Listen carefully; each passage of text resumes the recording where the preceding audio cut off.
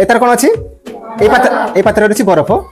माने फ्रिज रखाई पानी से आइस एटा हूँ गोटे ग्लास माने ग्लास जार बर्तमान कौन करिया ये जो अच्छा मत को ये ग्लास जार बर्तमान शुष्क अवस्था माने पानी लगी कि भल से चेक कर दियो एथरे कौन सी ना भीतर पानी लगी ना बाहर पानी लगी पूरा शुष्क अवस्था अच्छी ठीक ना नहीं ओके बर्तमान कौन करिया ये जो बरफ रहा ये बरफ कौन करिया धीरे धीरे या भीतर को पके दबा उठ उठ उठ उठ उठी का सब रो रो रो रो रो धीरे धीरे धीरे और छोट छोट कर ए पकाना मत दे तुम्हें कहीं पकेबनी मु पकेबी और छोट कर दे और छोट कर हां एबे कौन करिया किस समय छाड़ी दबा भला हैला किस समय तापर गप को आमे सुनिमो जन्म गप को मु किस समय छाड़ी देली बर्तमान आमे कौन करिया ये जो काच ग्लास जो अच्छी काच जारटा अच्छी ता बाहर पटरे आमे हाथ मारिबा देखिए तल भाग उदा है कौन पानी लगे ना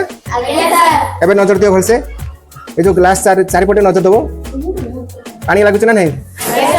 पूरा देखो ये सब पानी लगेलानी देख ना ये पानी कौट आसला किए कह पार ये पानी कौट आसला बाहर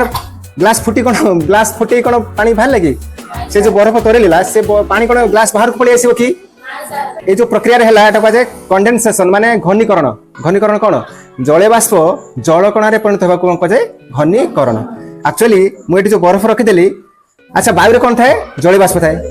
जिते मुझे बरफ रखीदेली ना ये ग्लास चारिपट ये जो जार चारिपटे वायु को से कौन कला ठंडा करदेला जो वायुटा या पाखु आसूची वायु तो सब प्रभाव माना अरे एठी वायु अच्छी ना नहीं एठी वायु अच्छी ना नहीं एठी वायु कौन अच्छी जले बाष्प अच्छी ग्लास सहित घसी वायु जाऊँगी जो माने ग्लास संस्पर्श आसिले जो वायु से वायु रे थिबा जलीय बाष्प डाक ठंडा है ठंडा है जल कणार पणि थी लाखिगला सब टिके टिके lucky lucky lucky lucky last कौन है देखो अधिक परिमाण पानी सब सब हे पूरा पानी पानी बुझे ये पानी कौट आसला मत को ये पानी सब कौट आसला ये वायु रे थिबा जलीय बाष्प ये जलीय बाष्प कौन है ठंडा है ठंडा है कौन है जल कणार पणि थी लाखिगला बस ये कथा यही प्रक्रिया माध्यम होची वर्षा।